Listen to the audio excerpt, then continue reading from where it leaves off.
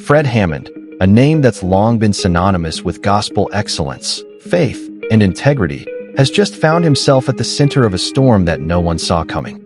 Fans are shocked, critics are furious, and social media is on fire after what many are calling a major misstep by one of gospel's most respected voices. People are asking, did Fred Hammond really just say that? And has he finally crossed the line? What happened in that moment has the entire gospel world divided. And once you hear the full story, you might never look at him the same way again. Fred Hammond isn't just another gospel singer. He's a living legend. For decades, his music has been a source of comfort, faith, and inspiration for millions. From his time with Commission to his unforgettable solo career, Fred's voice has been a guiding light for believers across the world. But now, that same voice is at the center of a firestorm that's shaking the gospel community to its core. In the past few weeks, social media has been buzzing with conversations, debates, and even outrage over something Fred Hammond said and did, something that many fans believe went too far. The story has spread like wildfire, leaving people wondering what really happened and why such a respected figure would say or do something that's causing so much division. In this video, we're diving deep into the controversy surrounding Fred Hammond. We'll look at what started it all, how people reacted, and what this could mean for his reputation and career moving forward. You won't believe the hidden details we uncovered and the shocking reactions from inside the gospel world itself. This is where it gets interesting because not everything you've heard online is the full truth. Stay tuned until the end, because what we're about to reveal will make you see this story from a completely different perspective. And trust me, the last part of this video might just change how you view not only Fred Hammond, but the entire gospel industry. To understand how things reached this boiling point, we need to go back to where it all began. It all started during a live event where Fred Hammond was invited to speak and perform. What was supposed to be a moment of worship and inspiration quickly turned into something else, something that caught everyone off guard. During his message, Fred Hammond spoke candidly about the current state of the church and the gospel music industry. He touched on topics like hypocrisy, judgment, and what he called the performative faith that he feels has taken over modern Christianity. But somewhere in the middle of that passionate moment, Fred said something that made jaws drop, a statement that many felt crossed a line. He criticized a certain group of gospel artists and pastors, claiming that they were using the name of God to build fame instead of faith. At first, the crowd was silent. Some people nodded in agreement, while others looked visibly uncomfortable. It wasn't just what he said, it was how he said it. The tone, the delivery, and the raw frustration behind his words made it sound more personal than general. Clips of that moment were quickly recorded and shared online. Within hours, they went viral across X, formerly Twitter, Facebook, and TikTok.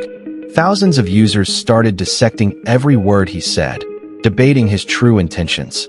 Some people praised him for his honesty, saying that Fred was finally calling out the hypocrisy that's been ignored for years. Others, however, accused him of arrogance and claimed he was tearing down his own brothers and sisters in Christ for attention. Even gospel bloggers and Christian influencers joined the conversation, analyzing every part of his statement.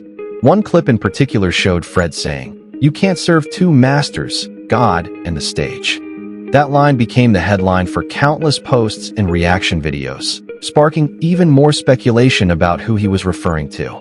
But here's the thing, Fred never mentioned any names. He didn't point fingers directly. Yet, somehow, the gospel world knew exactly who he was talking about. Some fans connected his words to a recent dispute among several popular gospel artists who were accused of focusing more on fame than ministry.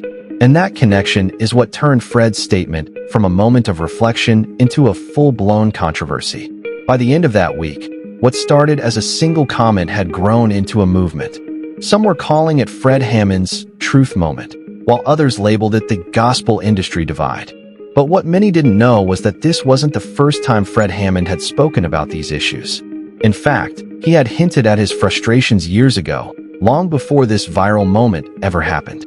And that's where things get even more interesting. Because when you look at Fred's past statements and interviews, you'll see a pattern that suggests this explosion didn't just happen out of nowhere. It's been building for a long time. To really understand why this recent controversy shook the gospel world so deeply, you have to look at Fred Hammond's long history of being outspoken. Fred has never been the type to shy away from hard truths. Even when his peers chose silence, he often used his platform to challenge what he saw as moral and spiritual drift in the church community. This isn't the first time Fred Hammond's honesty made headlines. Over the years, he has spoken about issues like fake ministry, greed in the church, and how the gospel industry has become more focused on celebrity status than genuine faith. In several past interviews, he made it clear that fame has a dangerous way of blinding even the most sincere believers. He once said, "When your name becomes bigger than your message, you've already lost sight of God." That statement alone caused waves, not because it wasn't true, but because it hit close to home for so many people within the industry. Back in the early 2000s, Fred Hammond shared his disappointment over what he described as a shift in the sound and the spirit of gospel music. He noticed that many new artists were prioritizing catchy hooks, flashy visuals, and mainstream appeal over spiritual depth. While he admitted that evolution in music is natural, he warned that when the heart of worship is replaced by the hunger for fame, the message of the gospel loses its power. In fact, some of his older fans remember a specific sermon-like moment he shared on stage during a live performance in Detroit. He paused between songs and said, "We've turned our pulpits into platforms and our altars into stages. We need to bring back the fear of God, not the fear of losing followers."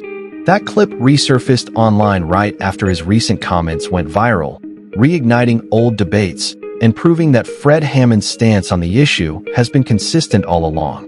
What's fascinating is that despite these past remarks, Fred always maintained respect and humility. He never singled out individuals or attacked anyone personally.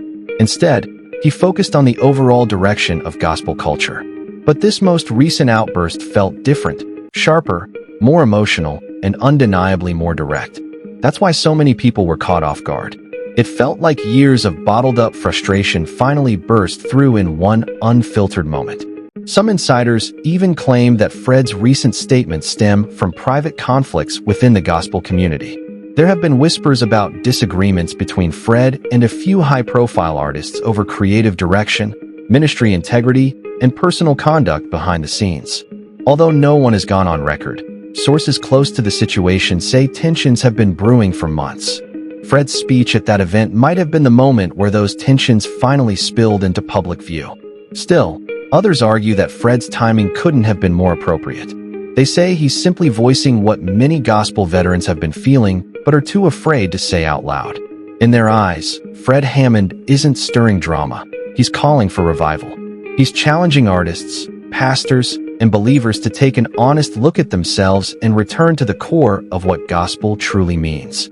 But as noble as that may sound, the way his message came across, raw, blunt, and emotional, led some to misinterpret his intentions.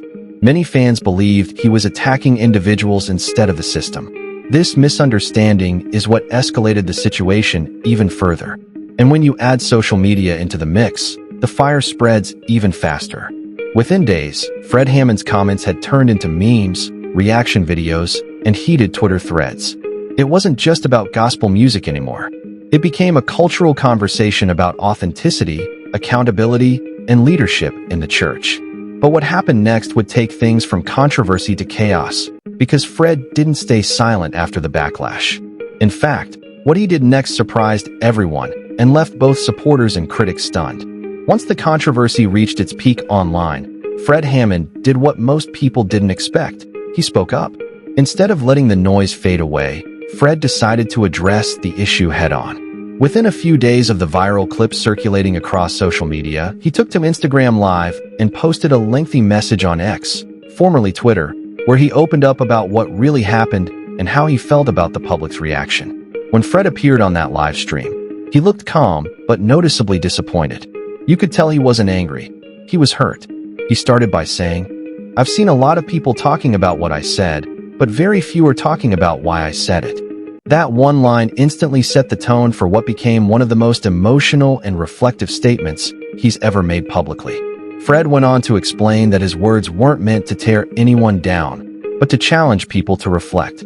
He said that the gospel community has become too comfortable with compromise and too silent about corruption.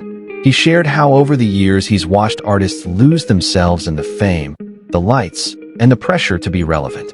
"I'm not against excellence," Fred said. "I'm against ego, because when the ego becomes the driver, God gets pushed to the back seat." He also admitted that his delivery during the event may have been too sharp, but clarified that it came from a place of love, not condemnation. Fred even apologized to anyone who felt attacked, saying that his goal was not to shame, but to awaken. Yet, despite his heartfelt words, the reaction remained split. Some fans flooded his comments with support, thanking him for his honesty and courage to speak truth even when it's uncomfortable. "We needed this," one fan wrote. "You're saying what a lot of church folks are too scared to say." Others, however, weren't so forgiving. Critics accused him of backtracking, saying he was trying to clean up a mess he created himself. Some even went as far as calling his apology damage control, claiming that he only softened his tone because the backlash threatened his reputation. But that wasn't the end of it. Gospel blogs and media outlets began dissecting his live stream, quoting his statements, and spinning them in every direction. YouTube channels uploaded reaction videos analyzing his every word, while Christian podcasts debated whether Fred Hammond was right or wrong for what he said in the first place. The story had now become a full-blown media storm. Even some of his peers in the gospel industry began chiming in.